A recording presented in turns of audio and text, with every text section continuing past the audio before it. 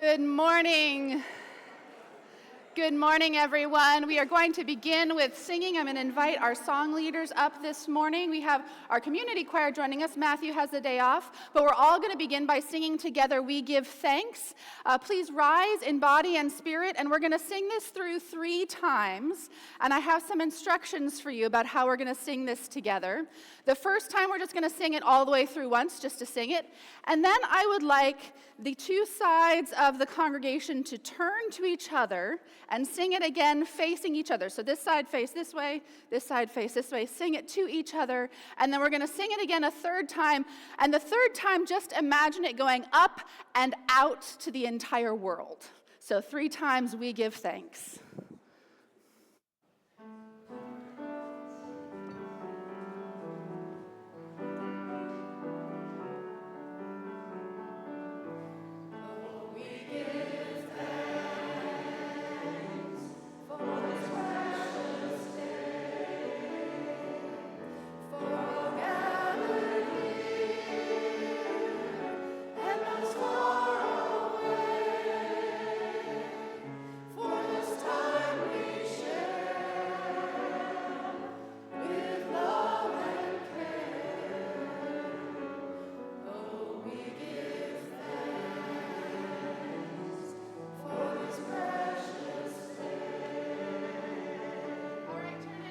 Other. Give thanks for this precious day, for gathered near and those far away, for this time we share with love and care.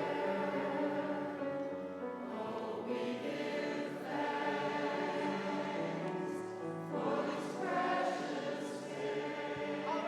up and out to the world. Oh.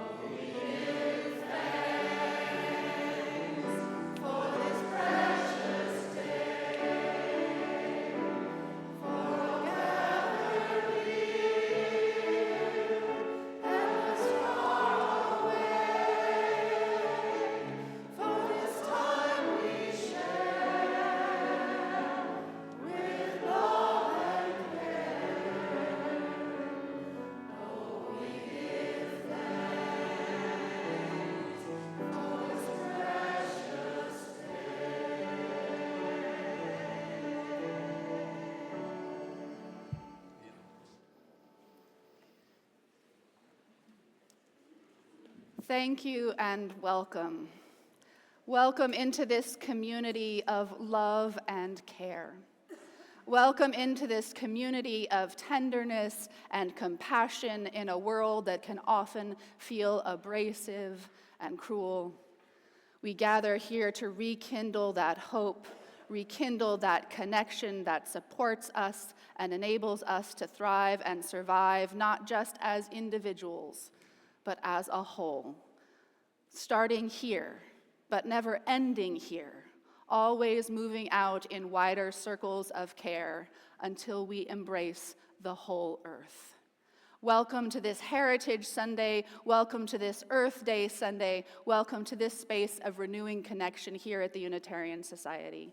I'm the Reverend Julia Hamilton. I use she, her pronouns. I am delighted to be here with you this morning with Angie Swanson-Kiriakou, our Membership and Outreach Coordinator, with Peter Hale, our Worship Associate, Heather Levin on the piano, Gwendolyn Kilfoyle, our Community Choir, and our Community Choir members, and all of you who have taken this time to nurture your spirit and grow with us here at the Unitarian Society. We are a loving community of seekers who strive to live with integrity, nurture wonder, and inspire the actions that transform us and transform the world. We have a lot going on here at the Unitarian Society this spring, a lot going on beyond Sunday mornings. So if you are visiting with us this morning, we would like to extend a special welcome to you to get connected so we can keep in touch. You can fill out a connection card at the welcome table in the garden, or online. There's a little button right above the live stream where you can click and let us know your contact information so we can reach out and welcome you here. And you'll be hearing a little bit more about what membership in the congregation means as we honor honor today those folks who have made this their home for many, many years. I want to highlight a couple of the upcoming events that are happening here today. For Earth Day, Earth Advocates, our environmental justice team, has set up a special table in the courtyard. You are invited to stop by and say hello, find out more about how you can get involved in our work caring for the earth. We also have a special invitation from some of our friends at the Tribal Trust Foundation. At noon, right over in the park, as part of the Earth Day celebrations today, they are going to be doing a special water ceremony working with Art Cisneros, who is one of the Chumash firekeepers in our community. The Tribal Trust Foundation works to help hold on to indigenous knowledge around the world so that it doesn't get lost in the generations. So all are invited at noon after the service to the water ceremony happening in the park. We have our Lunch and Learn series coming up next Sunday afterwards. I'll be leading our UU 101 class, and there are several other opportunities. You can sign up for those now. And there is also our continuing conversations with our Anti-Racism Commission, figuring out how we respond to the urgent needs of this moment to dismantle systems of oppression in our world. So I invite you to sign up for one of those conversations either after Sunday, or there's an online option too. If you're joining us from afar, we would love to see you there.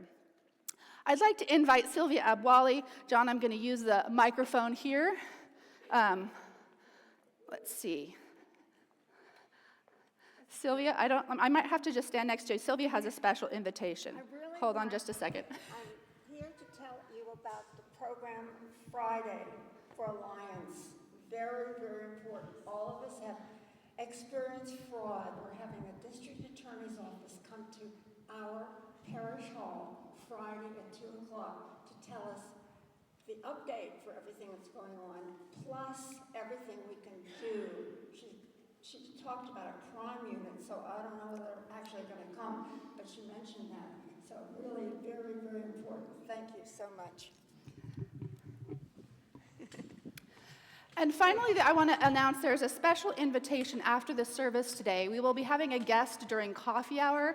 A student from the Laguna Blanca School is doing work on religion and society and asked if they could come and talk to some of the folks here at the Unitarian Society about religion in their lives. And so they're going to be joining us in Parish Hall during coffee hour in the back by the library. If you want to sit down and have a conversation with a young person in our community about religion and secularism and your life, you have an open invitation to stop by the library during coffee hour.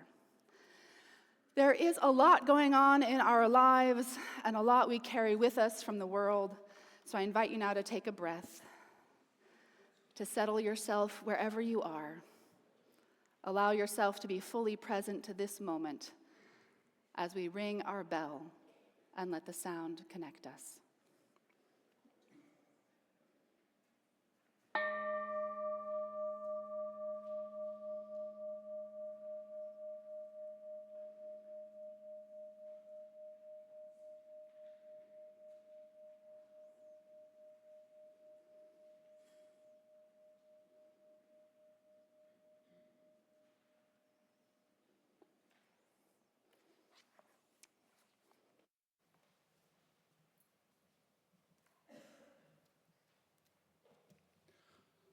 Our chalice lighting words this morning were written by the Reverend UU Minister Peter Rabel.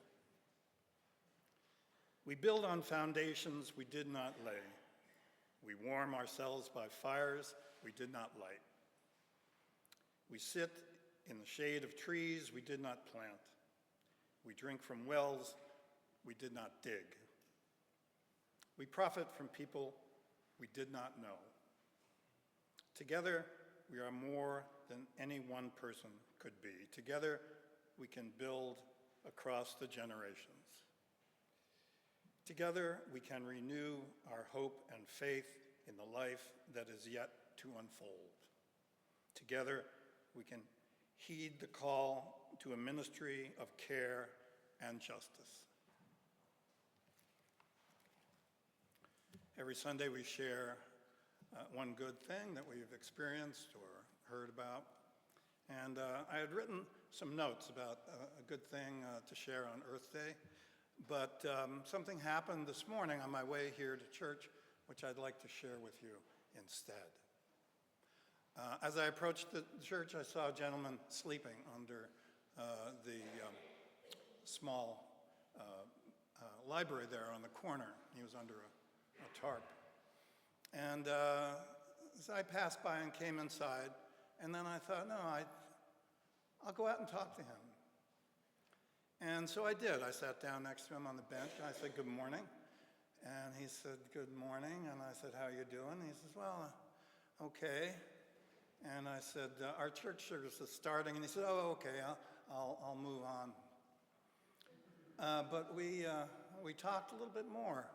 And I asked him about where he's from, and did he live in Santa Barbara, and where he usually hangs out, which is in the park across the street, but that is under construction, so he could not be there. I gave him a little money for breakfast. He thanked me. We said a few more words, and then I invited him for coffee after the service. I hope he shows up. I'd like to continue talking to him. But I'm mentioning this because I keep in mind our basic first principle, the worth and dignity of every person. And it's difficult for me these days to walk by that kind of situation and not address it. He took the money and he said, oh, this is good. This is really good. So I'm sharing that good with you.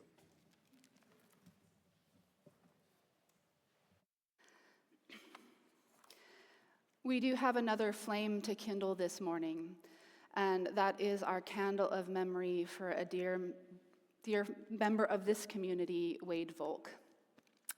And thank you, Peter, for sharing that story, because one of the way Wade shared his generous heart with the world was by working with Showers of Blessing, showing up for the warming centers, always being present, never just walking by.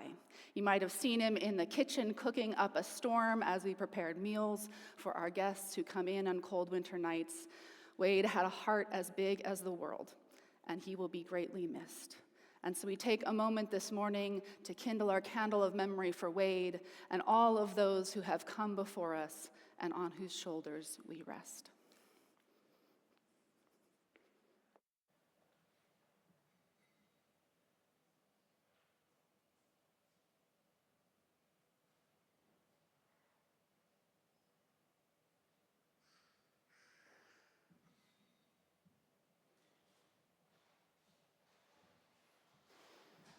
Blessings on your journey, Wade.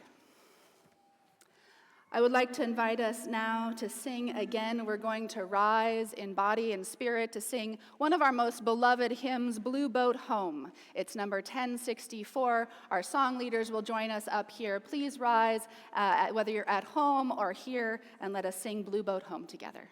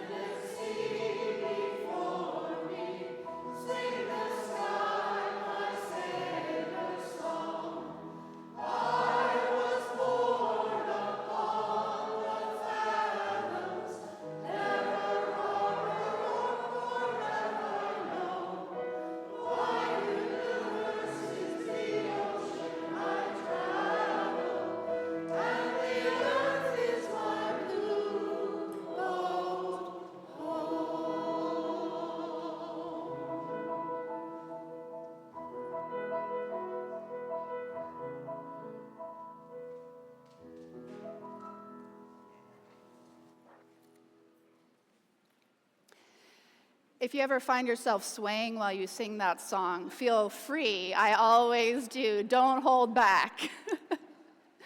I'd like to invite now any kids or youth or folks who want to join me up here for a story this morning to come on up and join me up here on the carpet or on the steps. People of all ages are welcome. Charlotte is out this weekend, so I get to tell a story this morning, which I always like to do, because I know everybody likes a good story no matter how old you are. Come on up and join me here.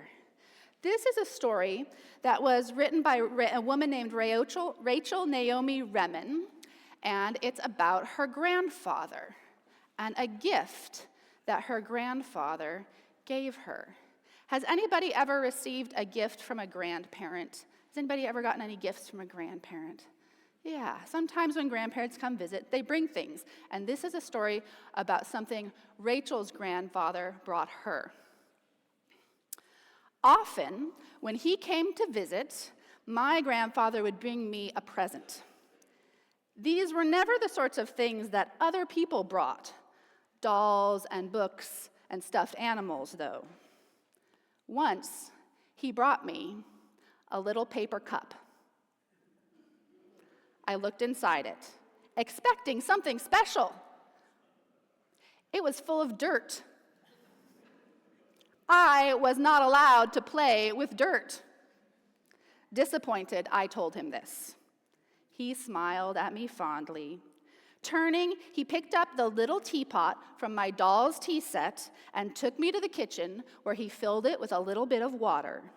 And back in the nursery, he put the little cup on the windowsill, and he handed me the teapot. If you promise to put some water into the cup every day, something may happen. At the time, I was 4 years old. Is there anybody else here who's about 4 years old? Yeah. And my nursery was on the 6th floor of a big apartment building in the city of Manhattan. This whole thing made no sense to me at all. I looked at him dubiously. He nodded with encouragement. Every day, Neshumala, he told me. That's what he called me, Neshumala, which means beloved little soul. Every day, Neshumala, and I promised. And so, at first, curious to see what would happen, I did not mind doing this. But as the days went by, and nothing changed, it got harder and harder to remember to put water in my cup.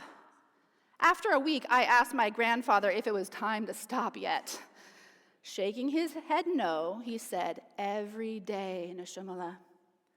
The second week was even harder, and I became resentful of my promise to put water in that cup. When my grandfather came again, I tried to give it back to him. But he refused to take it, saying simply, every day, Neshumala. By the third week, I began to forget to put water in the cup. Often I would only remember after I had gone to bed, and I would have to get up out of bed and water it in the dark. But I did not miss a single day. And one morning, there were 2 little green leaves that had not been there the night before. I was completely astonished. Day by day, they got bigger. I could not wait to tell my grandfather, certain that he would be as surprised as I was. But of course, he was not. Carefully, he explained to me that life is everywhere, hidden in the most ordinary and unlikely of places. I was delighted. All it needs is water, Grandpa, I asked him. Gently, he touched me right on the top of my head. No, Neshumala, he said. All it needs is your faithfulness. This was perhaps my first lesson in the power of service, but I did not understand it this way then. My grandfather would not have used those words. He would have said that we need to remember to bless the life around us and the life within us. He would have said that when we remember we can bless life, we can repair the world. And that's our story for this Earth Day, to help us remember to bless the life all around us and bless the life within us. Let's sing you to your activities this morning with Janie, who is waiting for you right at those doors. Let's all sing our kids out.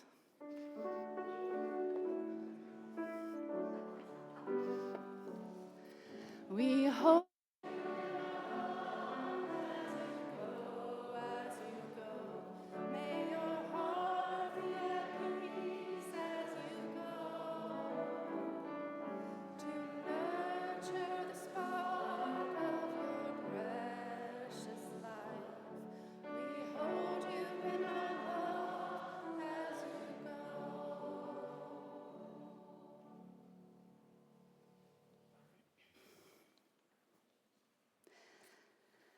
This is not only Earth Day, it is also Heritage Sunday, the service when we honor the longtime members of this congregation and all those who have made the Unitarian Society part of their life's story. It's a Sunday when we pay special attention to the story of this congregation, seeking to understand who we are, who we have been, and who we are becoming together. Joining the Unitarian Society, on one hand, is as simple as signing the membership book.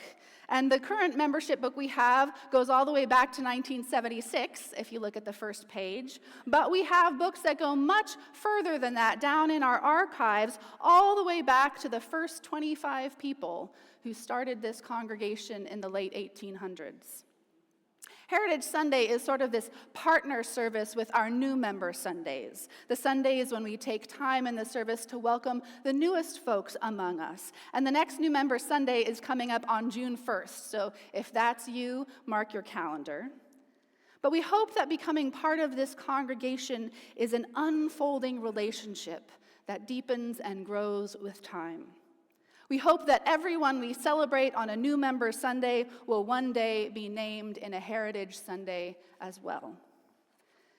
And we do this because it is no small thing to be part of a voluntary community for 20 or 30 or 40 or more years.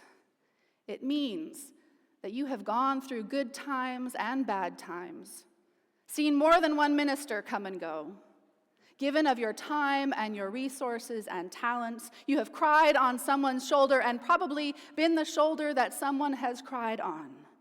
And I don't even want to try to count the number of hugs and handshakes that you have probably given out in this community. It is a beautiful thing to learn how to live deeply like this. And it's a bit of a countercultural thing these days. I think for the first time since they started keeping track of this in the 1930s, less than half of the population of the United States is a member of a religious organization. But for those of you who are here, I'll let you know that being part of a religious organization may add years to your life. Statistically, you live longer if you're a member of a church or synagogue or temple or mosque or sangha, so keep it up. But building and sustaining a congregation isn't done by samples and statistics and anonymous individuals. It's done by real people with real names and stories and hopes and heartbreaks. Real people who show up over and over again to learn and laugh and grow and share, to usher or serve coffee or hold someone's hand in the hospital, or teach an RE class. This whole community is the result of generations of people making the choice to invest themselves in this place staying alive and vibrant. And so this is why we are doing what we are about to do, to honor those who have made this long-term commitment to the life of this congregation. And not just for themselves, not just to add those couple of extra fun years onto your life, they have made a commitment to all of you, whether you are here for the first time or the 100th time. And they've made a commitment to the future generations who will come through these doors. So we're going to start by honoring members who have been here at the Unitarian Society for 20 and 30 plus years, and Angie is going to help me out with that. And then a little later on in the service, in just a few minutes, we'll start honoring those who have been here for 40 years or more. And our data is not always perfect, so if you notice any mistakes, go ahead and talk to Angie, and we can update our information. So when you hear your name, if you would like to raise your hand or rise, or if you're joining us online, you can type your name or say hello in the chat. And we know that many of our older members may be joining us online or are here in spirit this morning, even if they're not in person. So we're going to read all of the names honoring folks wherever they may be in this moment. So let's go ahead and get started with those of you who have been here for 20 years or more. Ann Anderson. Oh, and I forgot to mention, if I mispronounce your name, please let me know after the service. I'm doing my best. Ann Anderson, Bill Boyd, Christina Cable, Joanne Cherie, John Cherie, Alexandra Cole, Janice Conley, Ken Collier, Gun Dukes, Isle Gilbert, John Gilbert, Mike Hackett, Sally Hinton, Scott Lancette, Ivor John, Jean John, Paul Kretschmer, Rosaline Lancette, Joanne Magistad, Sarah McNeil, Mary Moore, Riley Neal, Valerie Neal, Ann Peterson, Charlie Stelzler, Terry Stelzler, Mary Love Thralls. Thank you. You can clap for each cohort, that's fine.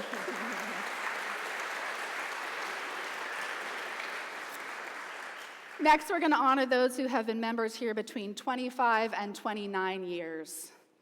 Anita Bloom, Christine Boink, Edward Bookin, Monica Booker-Smith, Marika Davidek, Hope Firestone, Karen Harris, Julie Lope, Catherine McCracken, Detty Pikert, Ken Ralph, Paul Rourke, Jim Robinson and Judy Robinson, Greg Stathakis, Melinda Stavely, Ted Smith, Kay Stern and Ted Stern, Doug Thomas, Debbie Welterlin, Gary Welterlin, Bart Woolery, and Keir Zecker. Thank you.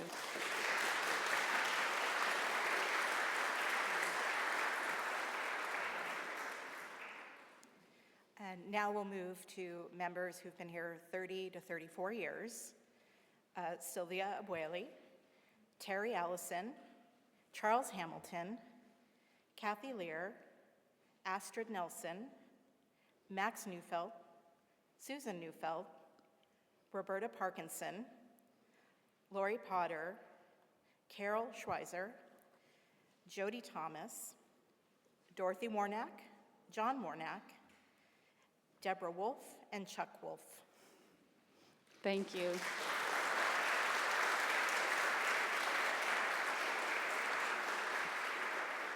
And we'll end this round with those who have been members between 35 and 39 years. Ken Beiser and Nancy Beiser, Barbara Bonadeo, Alan Edmondson and Nancy Edmondson, Sandra Grasso Boyd, Betty Noling, Mike Noling, Carolyn Renard, Patricia Riley Stark, Gail Stichler, and Lorraine Woodman. Thank you. Thank you. It's so good to be here with all of you this morning in this physical space, and to those joining us online. Again, for those who we haven't met yet, I'm Angie Swanson-Kiriakou. I use she, her pronouns, and I'm the Outreach and Membership Coordinator here at the Unitarian Society. Thank you. In preparation for today's service, I've had to reflect a lot on membership in the congregation. My own membership path began back in 2009, but I did not sign the membership book until 2018. But that's a story for another day about my own path to membership. About 18 months ago, I stepped into a new role for me and USSB as the Outreach and Membership Coordinator. This means that I have the unique experience of becoming a member, but also I have a behind-the-scenes look, how the sausage gets made kind of view on membership. Leading up to today's service had me immersed in membership and particular anniversary dates. To be honest, looking at numbers and dates isn't where I'm in my zone of genius. When I found myself in need of a break from looking at dates, I took the opportunity to look at photos from the past few decades that are stored online. I found a variety of photos such as a children's choir, former ministers, Christmas brunches, game nights, and even a Las Vegas night from 2006. And if anybody remembers that night, I have questions. Looks like it was fun. However, there was one photo that kept coming back to me that was not online. Back in September, I had the opportunity to sit with USSB's archivist and member Judy Ferris to look through some fantastic photos that she uncovered in the church's basement. One photo stood out to me at that time and immediately came to mind when thinking about Heritage Sunday, generational wisdom, and membership. That photo is the one that's on the cover of today's order of service. If you're watching us online, it was the image that appeared before you joined us. When I first saw that photo, one thing I noticed was the style of clothes, and began trying to figure out what decade it was. I suspect maybe the 1930s or 40s. Then my eyes moved over to the iron gate that leads to the courtyard. I began to wonder how many members have passed through that iron gate in the campus's nearly 100 years. What was the motivation for people 100 or 90 years ago, 80 years ago, to become a member of the congregation? I suspect for many, their reasons for becoming a member are not dissimilar to why people become members today. Some are embarking on a religious and spiritual path for themselves or their family. Some are grappling with challenges or significant life changes that has them looking for a place of respite and renewal. And as history has shown, and that history can always repeats itself, it seems, as I'm seeing recently, many probably joined to be with social justice-minded folks, wanting a world that is more just, inclusive, equitable, and loving. Being a member of our congregation is different than other types of memberships. It requires a steadfastness and flexibility for changing times and moments that are small and those that are monumental. It means showing up for yourself and for one another. Imagine all that has changed since those little girls stood by the iron gate right out front and had their photo taken.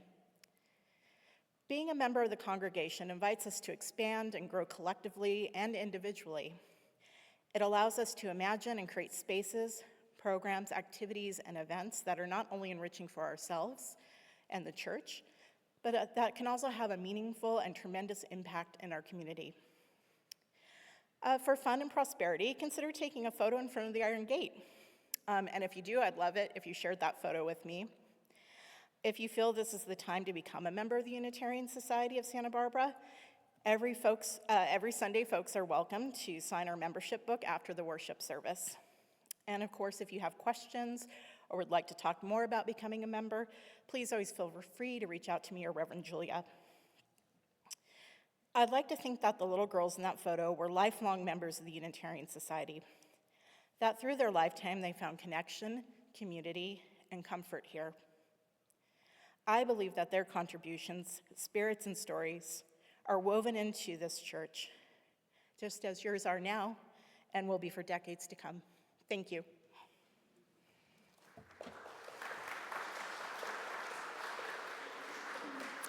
We're going to take some time to sing together again, so I'd like to invite our community choir up to lead us in this next song.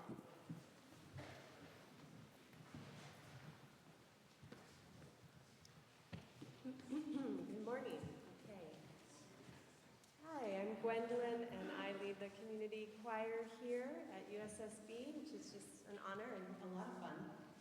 And we're going to invite you to learn and sing a song with us this morning. This is the chorus of a song by the Peace Poets, and when I heard what the theme was this morning, I felt like it really went with the theme. So we're going to have the lyrics up on the screen in just a moment. I want to invite you to connect with these lyrics in whatever way feels meaningful for you, right? So whether that's literally your ancestors that you carry in your bones, or if it's, this community or those people who share your values, or if it's that sense of purpose and meaning and moving towards the future, whatever it is for you. Okay, so let me grab a note.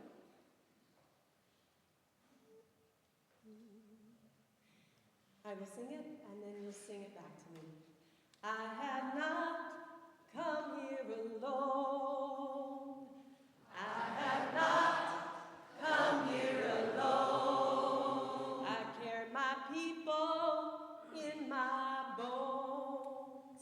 I carry my people in my bones. I have not come here alone.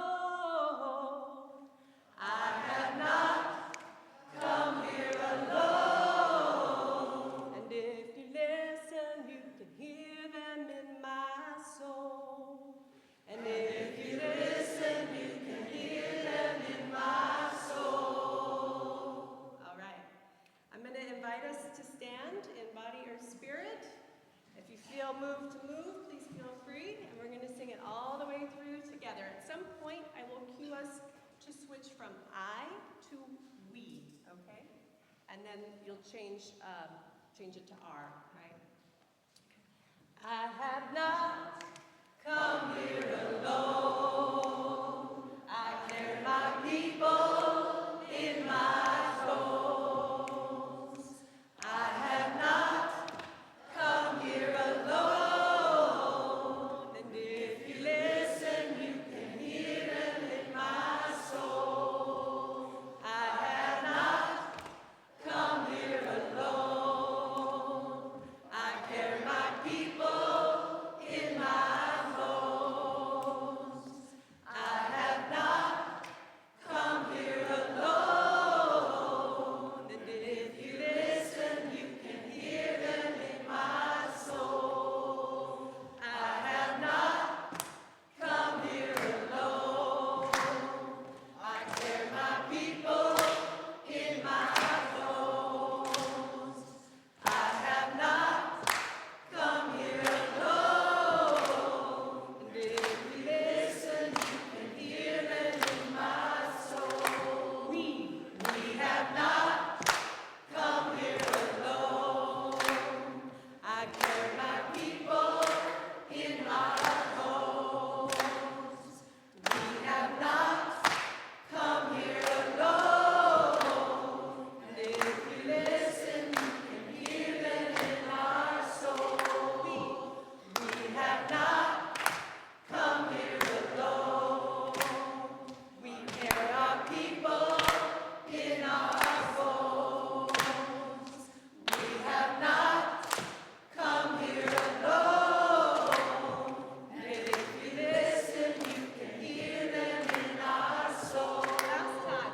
We have not come here alone. We carry our people in our bones. We have not come here alone. And if you listen, you can hear them in our soul. And if you listen, you can hear them in our soul. Beautiful. That song would sound pretty good out in the streets, too. I want to start off with this next section recognizing that there are, like those little girls in that photo on the cover of your order of service, there are people in our congregation who have grown up here and are members generationally. And although the membership date we have in our records, the official join date is when you sign the book, which is usually as an adult, there are people who have been here their whole lives. So if that is you, and I know there's at least one person here who has been here their whole life, if that is you, if you want to stand up so we can recognize and be glad that you are here and have made your life with us, yes. And there may be a few more out there joining us online as well. We also have a group of folks we call member emeritus. These are people who perhaps move away or for health reasons can no longer attend, who may not pledge financially anymore but remain part of our heart and community, even if they don't participate in the same way that they once did. And so I invite you also to take a moment and look at that name list for the member emeritus in our order of service as well. So now we are going to get on up there with the folks who have been here for 40 or more years of membership, so between 40 and 44 years. Go ahead, Angie, and start us off. Hallie Anderson, Kathleen Beam, Anna DeStefano, Gail Fairburn, Susan Fairley, Judy Fontana, Donna Scalvin, Peter Hale, Mark Hamilton, Bruce Hanna, Colin Jones, Joni Jones, Deborah Karoff, Carol Keeter, and Tim Pettit. Thank you.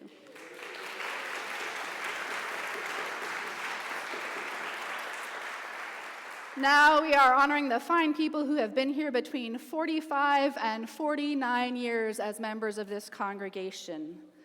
Louise Anagnuson and Ted Anagnuson, Linda Anderson, Janet Brinkman, Marty Bloom, Mimi Bradley, Sally Falstish and Stephen Falstish, Regina Fletcher, Mary Grimm, Maren Hansen, Stephen Johnson, Barbara Marjoram, Betsy Northrup, Joy Pinson, Nancy Revlin and Russ Revlin, Judy Stapleman, Nancy Van Antwerp, Carol Weingartner, and Candace White. Thank you.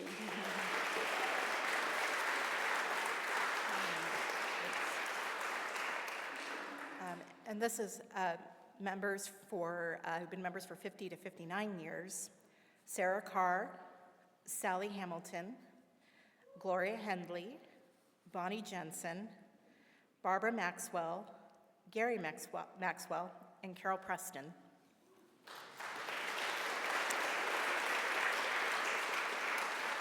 And so here we have it now, honoring the person who is the longest term member of the congregation at the moment. I would like to invite Florence Michelle to come on up. Florence has been here since 1963.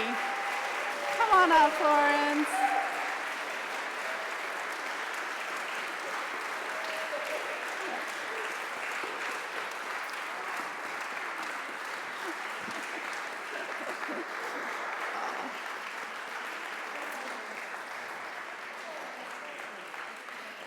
And you can still find Florence keeping our kitchen in order and serving coffee and making sure this place welcomes everyone.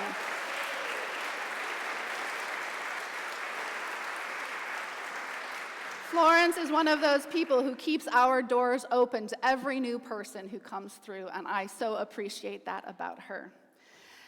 And so to give back some of that inspiration to the whole congregation, because I know that our longtime members who are here, they inspire us in so many ways, but they are also inspired by all of the new people they meet each and every Sunday. I know that's why people stay here, because they know that in order to keep that spark of life glowing inside, there's always room for new connections and new community each time we open our doors. So I would like to invite all of us to help give back some of that inspiration to our long-term members. So if you have come here and found yourself moved by awe and wonder of the universe, if you have come here and found more meaning and purpose in your life, if you want to stand and rise or raise your hand, anyone of any length of membership, if you have come here to find a life of more integrity and meaning, go ahead and rise and look around at all of the people who are joining you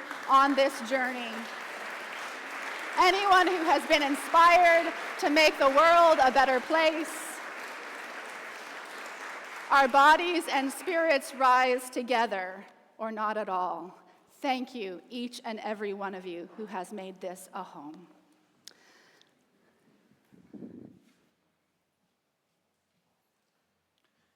Each Sunday, we dedicate a portion of our offering to an organization that reflects our principles and values.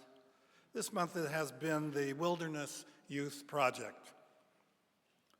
All children need nature, regardless of race, class, culture, gender, identity, language, or abilities. For 25 years, the Wilderness Youth Project has fostered confidence, health, and a lifelong love of earning through time spent in the outdoors. Would you please read with me the affirmation of gratitude and giving printed in your order of service or on the video screen? Let us be grateful when we are able to give, for many do not have that privilege. Let us be grateful for those who share their gifts with us, for we are enriched by their giving. And let us be grateful even for our needs, so that we may learn from the generosity of others.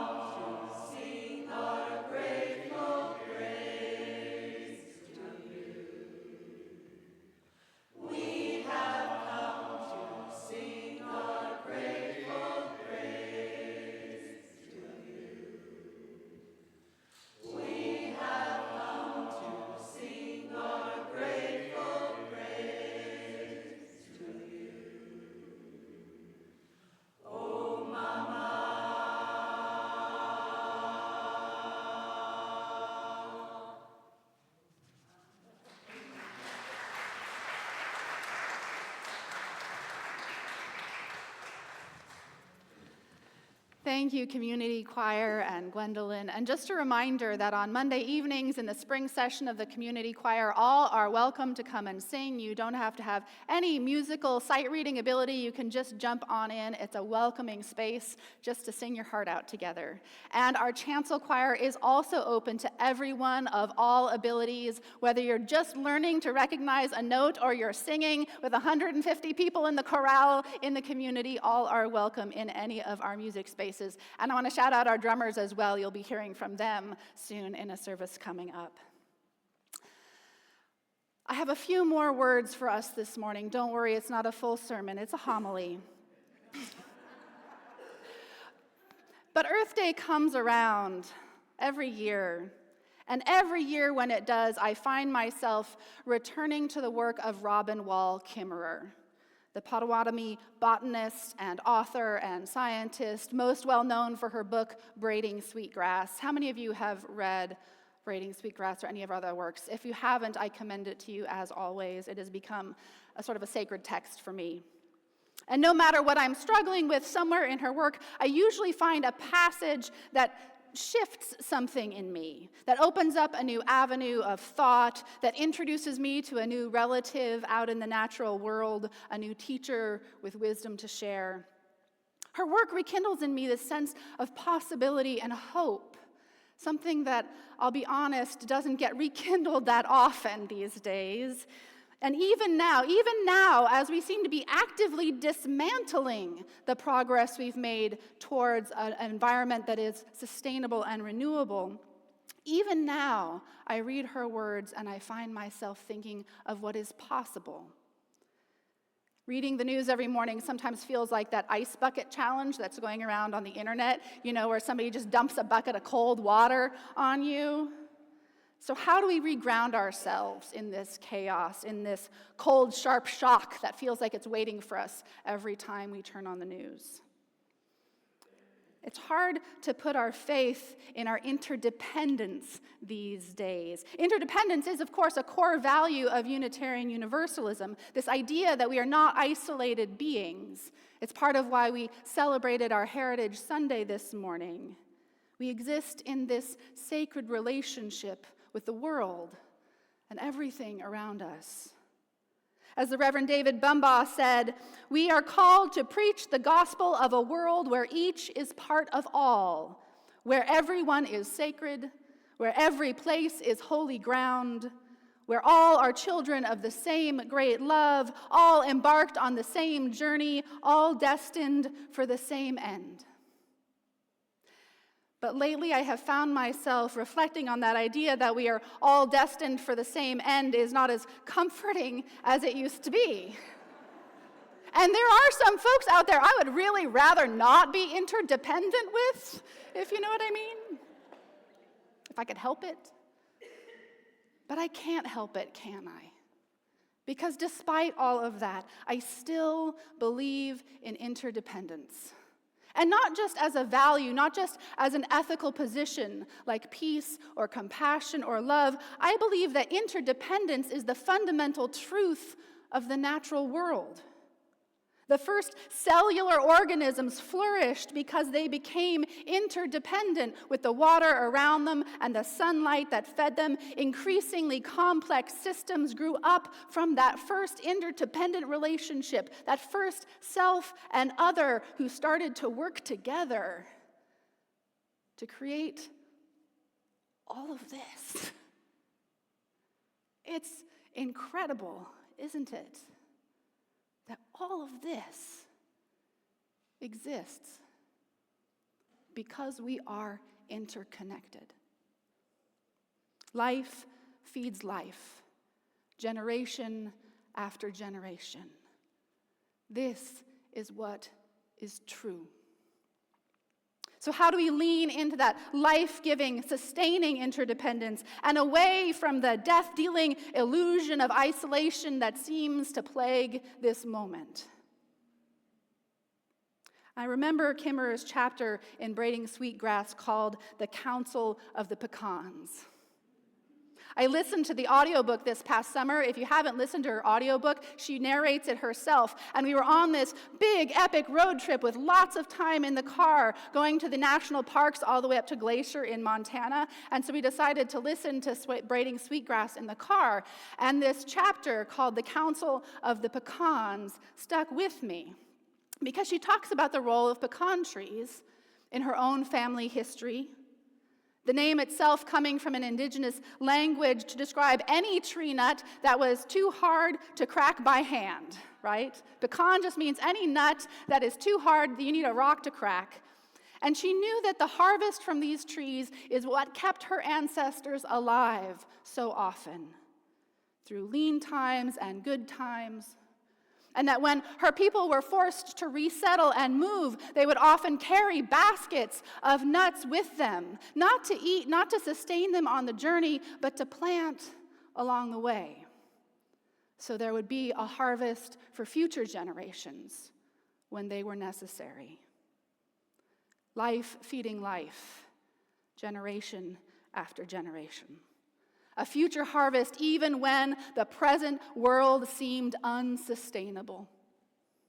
And then she goes on to describe how pecan trees know when to produce pecans, when to bear fruit. They don't produce the same every year in a steady and predictable fashion. They're not just a linear growth kind of organism. No, instead they do something called massed fruiting. I knew nothing about this before I heard her describe it. Massed fruiting, for years the trees will go not producing anything and just kind of store up starch and sugar in their roots. And then, all at once, all of the trees will produce their fruit. And this is to ensure that all the predators can't eat up all the nuts, right? There's so many pecans that some of them will get through to survive and become the seedlings of the next generation. The boom and bust cycle is the strategy of survival for the pecans. But the thing is that massed fruiting, that only works if all of the trees work together. If one individual tree decides that this is the year and produces lots of pecans and the other ones don't, well, then all the squirrels just navigate to that one tree, eat up all the pecans, and there you have it, you're back in the same problem. Instead, she says, if one tree fruits, they all fruit. There are no soloists. Not one tree in a grove, but the whole grove. Not one grove in the forest, but the whole forest. All across the county, all across the state, she says, the trees act not as individuals, but somehow as a collective. Exactly how they do this, we don't know. But what we can see is the power of unity. What happens to one happens to us all. We can starve together or feast together. All flourishing is mutual, she says. All flourishing is mutual. We make a grave error if we try to separate individual well-being from the health of the whole. The pecan trees know that there are always going to be lean years and fat years. But the only way they live from generation to generation is if they act together. The trees keep counsel with one another, and through that interconnection in their roots, deep in the substrate of the earth, they learn from each other when it's time to gather strength and when it's time to scatter seeds. And as the saplings grow, they learn that knowledge from the trees around them, passed on to them in their time. This lesson of generational generosity that the natural world seems so eager to share with us if we would only listen. So on this Earth Day, as we struggle with how to respond to this onslaught of current events, this uncertainty created by this chaos, we have to be careful not to get sucked into believing that it will always be this way, not pushed into a permanent ethic of scarcity. Scarcity creates economic value afterwards. There are people motivated to convince us that scarcity is the way of the world, but the pecan trees teach us, no. There is a deeper truth. Instead, there is an ethic of enoughness that permeates everything. A rhythm of the world that doesn't always follow the pattern of the political cycle or the printed calendars that we rely on. Abundance, the pecan trees say, comes from interdependence, not isolation. Survival comes from communication and collective action, and a sense of that longer horizon beyond any one season. We could do well to look to the natural world to remember that all beings survive by working in relationship, in counsel with one another. And remember that even in hard times, even in unpredictable times, abundance is always part of the cycle. And Heritage Sunday reminds us that there are people here who have stayed in counsel with one another through all kinds of boom and bust cycles. And these ongoing faithful relationships are what plant the seeds that will feed the children into the future. The lessons of generational abundance are all around us. All flourishing is mutual. We are interdependent. This is true. And it is beautiful. And it is why we are here. Amen. Blessed be, and may it be so. Let together one more time. This is one of my favorite hymns, Rising Green. It's number 1068 in the teal hymnal. It's printed wrong in the order of service, but the words are on the screen, 1068 in the teal hymnal, Rising Green. You can follow along with our song leaders.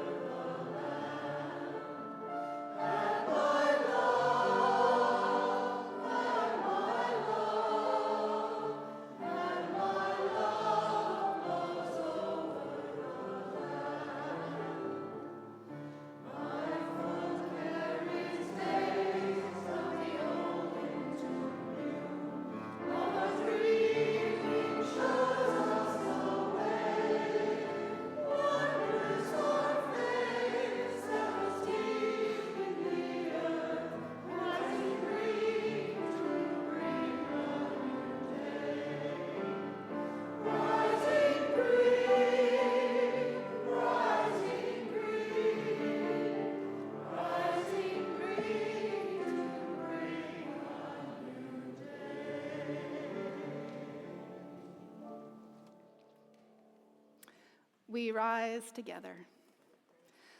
If you'd like to get connected as we prepare to go out into this beautiful and heartbreaking world, you can hold your hand over your heart, or if you have permission, you can hold hands with someone near you, or just hold them open wherever you are.